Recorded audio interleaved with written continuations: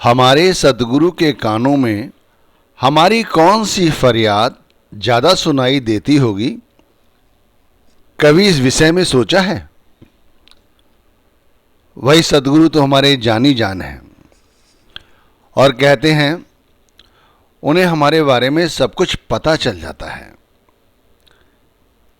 भाई एक बार ये विचार करके देखो कि सद्गुरु की कितनी बड़ी संगत है और इतने उनके प्यारे, और वो सभी प्यारे कुछ ना कुछ फरियाद करते हैं, तो हमारे सद्गुरु के कानों पर कितना शोर होता होगा, कभी विचार किया है? अच्छा, जो हम फरियाद करते हैं वो कैसी करते होंगे, कभी ये भी सोचा? हम में से ज़्यादातर लोग कोई कारोबार के विषय में, कोई परिवार के विषय में, कोई बच्चों के बारे में, कभी खुद के बारे में, ये धन संपत्ति के बारे में, यही तो सब कुछ मांगते रहते हैं। और क्या मांगते हैं? अब एक साथ इतना शोर और फिर उन्हें पता चल जाना और ये जानी जान कहना, ये बहुत ऊंचे दर्जे की बातें हैं। इन्हें हमें समझने की ज़रूरत है कि उन्हें पता कैसे चल जाता है। पहले तो ये विचार करके देखो कि हमारे सद्गुरु को हमारी बात का पता कैसे चल जाता है। तो कहते हैं नाम जो हमें दिया गया है, उन्होंने हमें जो नाम दिया है, ये नाम जरिया है। इसके जरिए उन्हें पता चल जाता है कि उनका प्यारा किस संकट में है, क्या चाहता है। अब जैसे हमारे लोगों के हाथ में मोबाइल है, इस समय मोबाइल कितना सक्रिय रहता है क्योंकि टावर के साथ में, नेटवर्क के साथ में जुड़ा रहता है और मोबाइल पे हम सारे दिन बातचीत करते रहते हैं। कहीं से भी फ़ोन आ जाए, कोई दूसरा व्यक्ति कहीं बैठा हो, वहीं बात वो हमारी सुन लेता है। इसी तरह हमारे सद्गुरु, यदि हम उनसे 7 समंदर पार भी बैठे हों तब भी वो हमारी बात सुन लेते हैं। इस मोबाइल का तो अब आविष्कार हुआ है, लेकिन जब सृष्टि बनी थी उस समय ही नाम का आविष्कार हो चुका था। ये कहा जाए कि नाम के सहारे ही सृष्टि टिकी हुई है तो गलत नहीं होगी। तो ये जान लीजिए एक यही जरिया है जिससे सद्गुरु हमारे दिल की बात जान लेते हैं, पहचान जाते हैं कि मेरा प्यारा इस समय किस संकट की घड़ी से गुजर रहा है। तो भाई एक बात ये भी समझो कि गुरु के इतने सारे प्यारे हैं, इतनी बड़ी संगत है, तो क्या सबकी बात जान लेते होंगे? भाई जान तो वो सबकी बात लेते होंगे, ये तो पक्की बात है, लेकिन भाई किन लोगों की मदद करते होंगे, ये भी सोचने की बात है। अब भाई जिन लोगों ने नाम लिया, जिन्हें सतगुरु ने नाम से नवाजा, जिन्हें नाम मिला और फिर उन्होंने कभी पलटकर गुरु की ओर देखा तक नहीं, कभी नाम की कमाई की ही नहीं, बस ये समझ लिया कि नाम मिल गया, अब तो हमारे सद्गुरु हमें जंजालों से मुक्त ही कर देंगे, बार बार इस 84 की हमें जेल खाने में आना ही नहीं पड़ेगा, हमें यम के दूतों के हाथ से खराब ही नहीं होना पड़ेगा, अंत वेले हमें काल नहीं दयाल लेने आएंगे। तो मैं उन लोगों से कहना चाहता हूं, जरा रुको और सोचो। ऐसा नहीं है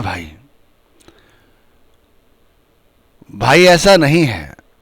जो लोग गुरु नाम की कमाई करते हैं, जो गुरु नाम के तारों को छेड़ते रहते हैं, जो गुरु नाम के तारों का सितार बजाते रहते हैं, उन्हीं की आवाज सद्गुरु के कानों तक पहुंचती है, सभी की नहीं।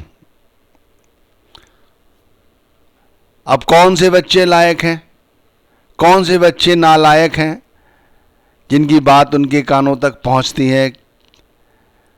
तो इसे मैं कहानी के माध्यम से समझाने की कोशिश करता हूं। कहते हैं एक दफा एक संत कोई तीर्थ करके लौट रहे थे, शाम हुई तो उन्होंने गांव देखा, सोचा रात में यहीं ठहर जाता हूं। किसी बुजुर्ग से पूछा कि भाई आप बता सकते हैं इस गांव में कोई है ऐसा जो मालिक का प्यारा हो? तो उन्होंने एक साहूकार का नाम बता दिया। तो उन्होंने साहूकार के विषय में और कुछ जानना चाहा कि भाई इनके कितने बच्चे हैं? तो उन्होंने कहा भाई इनके 3 बेटे हैं। उन्होंने पूछा कितनी दौलत होगी इनके पास। उन्हें कुल मिला के 2.5 से 3 लाख की संपत्ति दौलत होनी चाहिए। उसके बाद वो साहूकार के पास पहुंच गए और साहूकार से बोले कि ऐसे ऐसे यहाँ से गुजर रहा था, शाम हुई, सोचा आपके यहाँ ठहर जाता हूँ। साहूकार ने बड़े ही नम्रता के साथ उनका स्वागत किया, सत्कार किया, घर ले आए। भोज की तैयारी हुई, भोज रखा हुआ था। तभी संत ने साहूकार से पूछा कि भाई तुम्हारे कितने बच्चे हैं। तो साहूकार ने हाथ जोड़कर बड़ी विनम्रता से कहा, महाराज मेरा एक बेटा है। साहूकार को बड़ा अटपटा, संत को बड़ा अटपटा लगा। साहूकार की बात सुनकर संत ने दोबारा से प्रश्न किया, तो तुम्हारे पास संपत्ति कितनी है? साहूकार फिर हाथ जोड़कर विनम्रता के साथ कहने लगा, महाराज मेरे पास 25 से 30 हजार रुपए हैं करीब। बस फिर क्या था, संत भड़क गए, गुस्से में कहने लगे, भाई ये क्या तू कह रहा है, झूठ क्यों बोलता है? क्या मैं तेरे बच्चे ले जाऊंगा या तेरी संपत्ति बांटने आया हूं? तेरे पास 3 बेटे हैं और मैंने सुना है कि तेरे पास 2.5 से 3 लाख की संपत्ति, जबकि तू कहता है कि मेरे पास कुल 25 से 30 हजार रुपए हैं।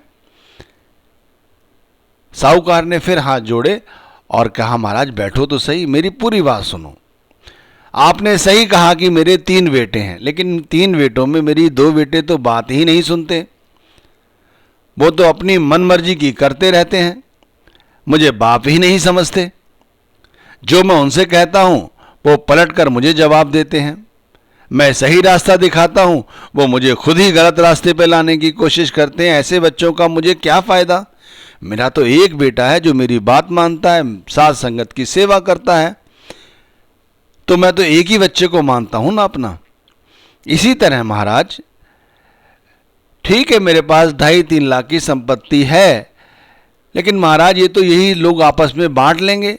मैंने तो अभी तक साथ संगत की सेवा में 25 से 30 हजार खर्च किए हैं, जो मेरे लेखे में लिखी गई है। कहते हैं जब व्यक्ति की मृत्यु आती है तो उस समय उसका दान ही देखा जाता है कि उसने कितना दान किया है। परमार्थ में इस दान का बड़ा महत्व है भाइयों। तो इस तरह से उसने बात संत के सामने रखी। तो मैं अब आपसे कहना चाहता हूं कि आप सोचो कि इतने बड़े संगत हमारे सदगुरु की और उनके इतने सारे बच्चे और उनकी इतनी सारी फरियादें, इतनी सारी पुकारें, वो किसकी सुनेंगे? सबसे पहले फरियाद उन्हीं बच्चों की फरियाद पहले सुनेंगे भाई, जो उनके भाड़े में हैं, उनका कहना मानते हैं। अब आप सोचो, जिस व्यक्ति ने नाम लेके छोड़ दिया हो, उधर देखा ही नहीं, पीठ कर ली हो, और यदि वो उम्मीद रखे कि यदि उस पर आपदा आए या मृत्यु का अंत समय आए तो वो गुरु नाम रटन लग जाए, तो ध्यान रखना पहले तो गुरु नाम उस समय रटा नहीं जाएगा। क्योंकि कहते हैं जो लोग सारी जिंदगी गुरु नाम से जुड़े रहते हैं, अंत वेले उन्हीं के हृदय में गुरु नाम चलता है। जिन्होंने सारी जिंदगी गुरु नाम की कमाई ही नहीं की, उनके हृदय में गुरु नाम नहीं चल सकता। वाकई में गुरु जानी जान है, वो सब कुछ जान लेते हैं भाई, सब कुछ। एक और किस्सा प्रसिद्ध है, उसके विषय में भी मैं आपको बताना चाहता हूं। कहते हैं सिखों के गुरु के विषय में ये किस्सा प्रचलित है कि गुरु गद्दी का वारिस पूरी तरह से किसी को मुकर्रर नहीं किया गया था, लेकिन फिर भी आंतरिक तौर पर गुरु गद्दी का वारिस बना दिया गया था। लेकिन लोगों में भ्रम की स्थिति थी कि कौन है गुरु गद्दी का वारिस। कहते हैं उसी दौरान एक साहूकार आ रहा था जहाज के द्वारा, तो उसे कुछ अप्रिय घटना घटने का आशंका लगी, तो उसने मनी मन अपने वक़्त के गुरु को कि जो गुरु गद्दी का वारिस हो मैं उसकी सेवा में ये चढ़ाऊँगा, ऐसा कहकर उसने प्रण कर लिया, संकल्प कर लिया। जब वो यहाँ पहुँचा तो वो सही सलामत आ गया। अब यहाँ आकर देखा तो कई सारे गुरु थे। अब उन्होंने सोचा मैं किसके आगे क्या कहूँ, तो उसने मनी मन सोचकर अपनी इच्छा अनुसार सेवाएं रखता गया और गुरु स्वीकार करते गए।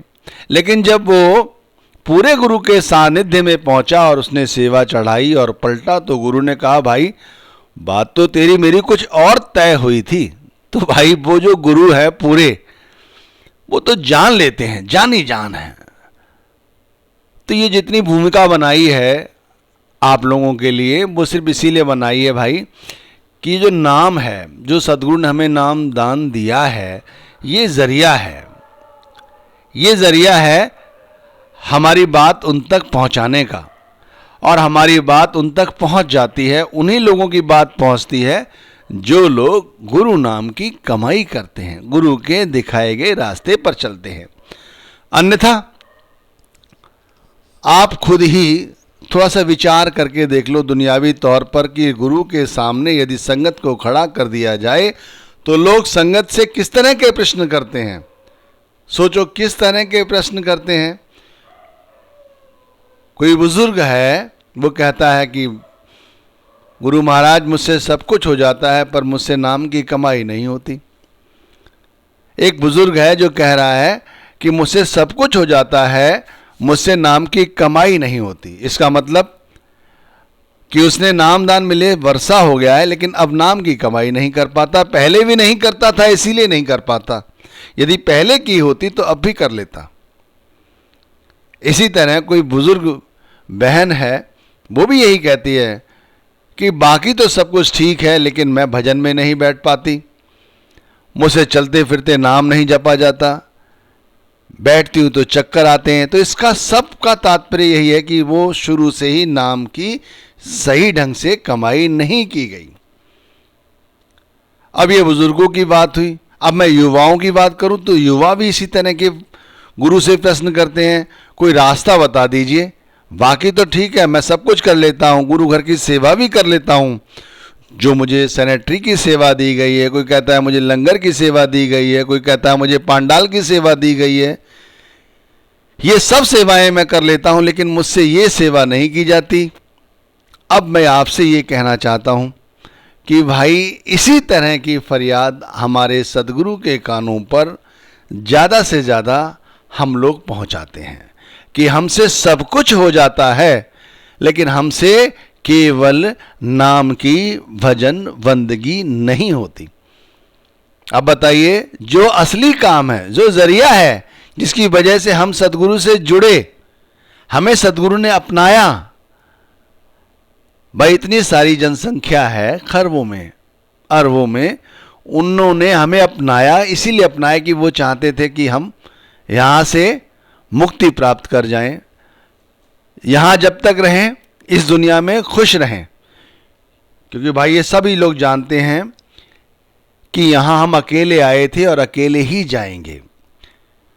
अगर जितने भी रिश्ते हमारे साथ जुड़ते हैं वो सब गर्जों के हैं। जैसे जैसे गरज पूरी हो जाती है हम भी लोगों को छोड़ देते हैं और हमें भी लोग छोड़कर चले जाते हैं। अगर हमारी कोई संभाल करता है, हमारी देख रेख करता है, तो वो कुल मालिक करता है, वो वक़्त का पूरा सदगुरु करता है, उसका दिया गया नाम करता है। और हमारे जो प्रश्न हैं, हमारी जो फरियादें हैं, वो सदगुरु के कानों पर यही पहुंचती हैं भाई कि हमसे भजन बंदगी नहीं होती। चाहे वो युवा हो, चाहे बुजुर्ग, चाहे कोई बीमार, सबका यही कहना है कि हमसे भजन बंदगी नहीं होती। कुछ लोग तो ये तक कह देते हैं, महाराज जी, गुरु जी, सतगुरु महाराज, हे मालिक, कोई ऐसा रास्ता है शॉर्टकट जिससे कि ये भजन बंदगी ना करनी पड़े और हमारा काम चल जाए? तो भाई कोई शॉर्टकट रास्ता नहीं। अगर सदगुरु के कानों तक अपनी बात सही ढंग से पहुंचाना चाहते हो तो पहले गुरु नाम की कमाई करो, गुरु से गुरु को मांगो, गुरु से गुरु के प्यार को बढ़ाओ। कुछ लोग ऐसे भी हैं जो दिन रात नाम की कमाई करते हैं, किसी कारणवश कोई अप्रिय घटना घट गई, कहीं अचानक जाना पड़ा, वो नाम की कमाई नहीं कर पाते, तो फिर क्या करते हैं वो लोग? वो गुरु के आगे फरियाद करते हैं कि ये दाता बताओ, आज ये काम पड़ गया, मैं आपके नाम की कमाई नहीं कर पाया, मुझे माफ़ करना। फिर भी चलते फिरते वो अपना काम कर रहे हैं। ये फरियाद डायरेक्ट पहुंचती है, ध्यान रखिए। ये समझ में आता है, भाई दुनिया में रहते हैं, दुनियावी काम धंधे हमें करने पड़ते हैं, कभी कभार ऐसा भी होता है कि ये छूट जाती है। भाई ऐसे लोगों की तो बात सुनी जाएगी, लेकिन जो नाम की कमाई ही नहीं करते, जो पूरी तरह से सिर्फ सत्संग सुन लिया या जाके सेवा कराए या कुछ और कर लिया, वो ठीक है, आपने कर लिया वो बहुत ठीक है, मुबारक है, लेकिन इससे आगे भी बढ़ना होगा। गुरु के कानों में जो हमारी फरियाद और पुकार जो अभी हम चिल्ला रहे हैं कि हमारे बच्चे बड़े हो जाएं, उनकी नौकरी लग जाए, उनकी शादियां अच्छी हो जाएं, घर में खुशहाली रहे, गाड़ी आ जाए, बंगला बन जाए, और भजन बंदगी होती नहीं है, कोई ऐसा तरीका बता दो इस भजन बंदगी के अलावा कुछ और कर ले। तो इस तरह की फरियादें बहुत हो चुकी, इनसे कुछ नहीं बनने वाला। सदगुरु के कानों में तो ये फरियादें पहुँचे जो उनको सुनकर वो खुश हों कि भाई हम आपको देखना चाहते हैं, आपके सूक्ष्म स्वरूप को देखना चाहते हैं दाता, बहुत समय से नाम जप रहा हूँ, हम पे कृपा करो, अपना हमें सूक्ष्म स्वरूप दिखाओ।